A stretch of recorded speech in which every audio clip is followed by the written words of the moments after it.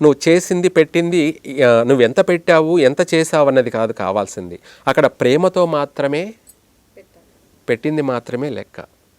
దాంట్లో అసహనంగా బాధపడుతూ నీకు ఉన్నదాన్ని పెట్టు చాలు, నీకు ఉన్నంతలో పెట్టు, అంతేగాని అది కాస్త బాధపడుతూ శ్రమపడుతూ కష్టపడుతున్నానే అని ఫీల్ అవుతూ పెట్టారనుకోండి, దానివల్ల లేనిపోని పాపాలు శాపాలే కానీ అందులో వచ్చేది ఏమీ లేదు.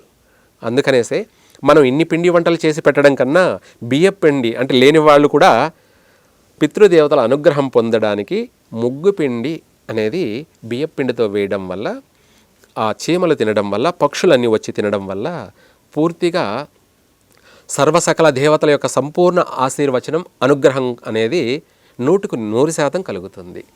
ఆ విధమైనటువంటి జరుపుకునేటువంటి పండగే మకర సంక్రాంతి. ఆ పెద్దవాళ్ళకి మనం నూతన వస్త్రాలు పెట్టి ఆ వస్త్రాలని మనం మళ్ళీ వేరే వాళ్ళకి ఇవ్వకూడదు. అవి మన ఇంటి యజమానురాలు అలాగే యజమాని అంటే భార్యాభర్తలే ఆ వస్త్రాలని కట్టుకోవాలి. దానం ఇచ్చేస్తే మనకు కొంతమంది ఏం చేస్తారంటే ఇవి కట్టుకుంటే ఏమో అంటే పెద్దలకు పెట్టాటి కదా అంటే అందరూ కాదులేండి, కొంతమందికి అనుమానాలు, సందేహాలు, భయాలు అన్నమాట.